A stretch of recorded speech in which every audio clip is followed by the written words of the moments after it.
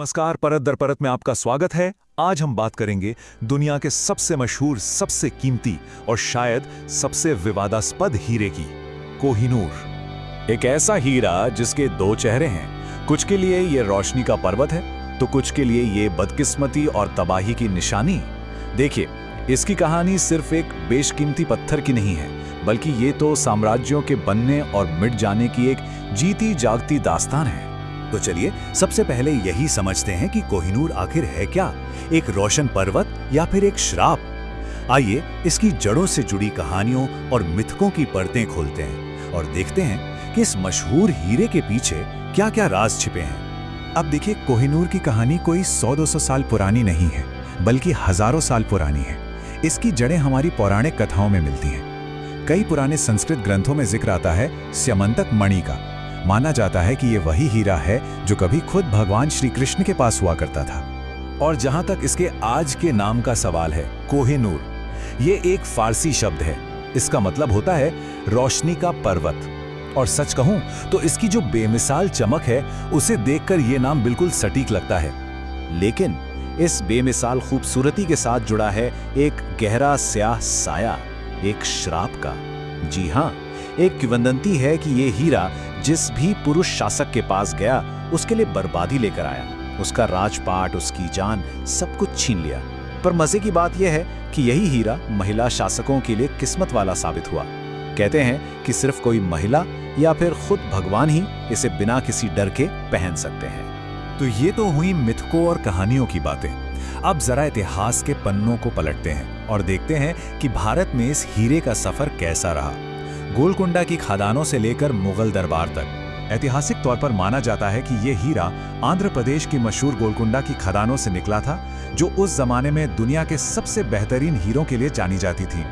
वहां से इसका सफर शुरू हुआ काकतीय राजवंश से, फिर 1323 में यह दिल्ली सल्तनत के हाथ लगा और आखिरकार 1526 में यह पहले मुगल सम्राट बाबर के खजाने की शान बना। और पता है, बाबर वो इस हीरे की कीमत देखकर दंग रह गया था। उसने अपनी आत्मकथा बाबरनामा में लिखा, और ये बात आज भी हैरान कर देती है कि इस एक हीरे की कीमत इतनी है कि इससे पूरी दुनिया को 2 दिनों तक खाना खिलाया जा सकता है। जरा अंदाजा लगाइए इसकी वैल्यू का। तो ये हीरा कई पीढ़ियों तक मुगलों के पास रहा, उनकी शान का प्रतीक बनकर। बाद में सम्राट शाहजहां ने इसे अपने विश्व प्रसिद्ध मयूर सिंहासन यानी तख्ते ताउस में जड़वा दिया। ये मुगल साम्राज्य के वैभव का चरम था। लेकिन मुगलों की ये शान हमेशा के लिए नहीं थी। कहानी में एक बहुत बड़ा और नाटकीय मोड़ आने वाला था। एक ईरानी आक्रमण जिसने इस हीरे को एक नया नाम दिया। वो साल था 1739। फारस का शासक नादिर शाह दिल्ली पर कहर बनकर टूटा। उसने मुगल खजाने को तहस नहस कर दिया और अपने साथ तख्ते ताउस और वो बेशकीमती हीरा भी ले गया। ये पहली बार था जब कोहिनूर ने भारत की धरती छोड़ी थी।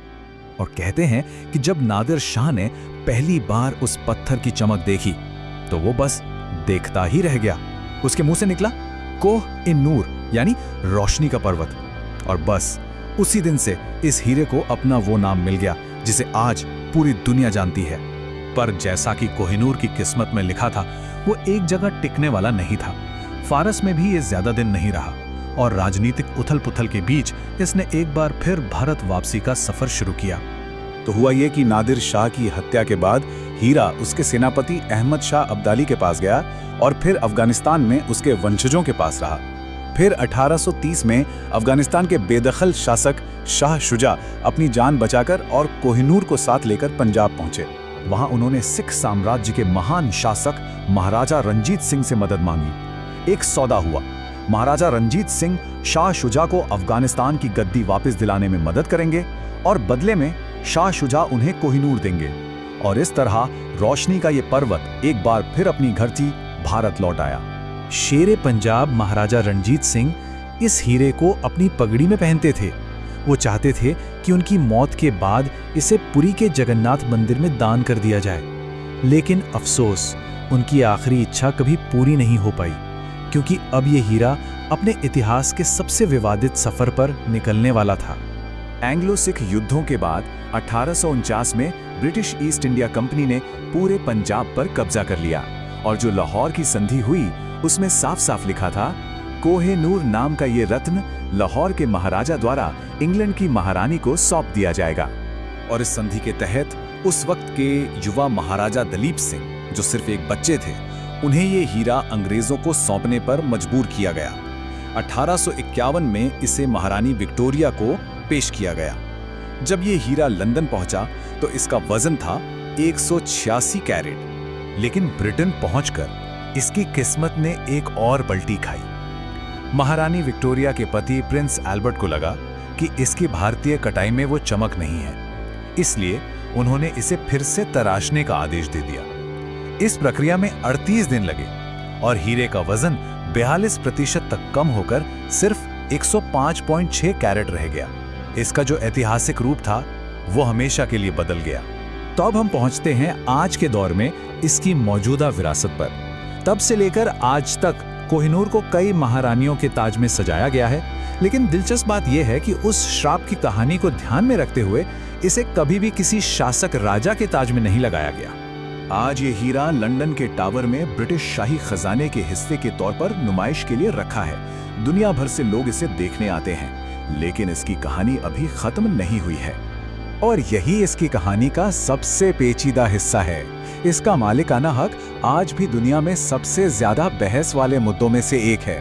भारत, पाकिस्तान, ईरान और अफगानिस्तान, ये सभी देश समय समय पर इस पर अपना दावा करते रहे हैं, क्योंकि इसका इतिहास इन सभी से जुड़ा रहा है। तो ये कहानी हमें इतिहास, विरासत और हक के एक बहुत गहरे सवाल पर लाकर छोड़ देती है। सवाल आज भी वही है, कोहिनूर का असली हकदार कौन है? और क्या रोशनी का ये पर्वत कभी अपने घर लौट पाएगा?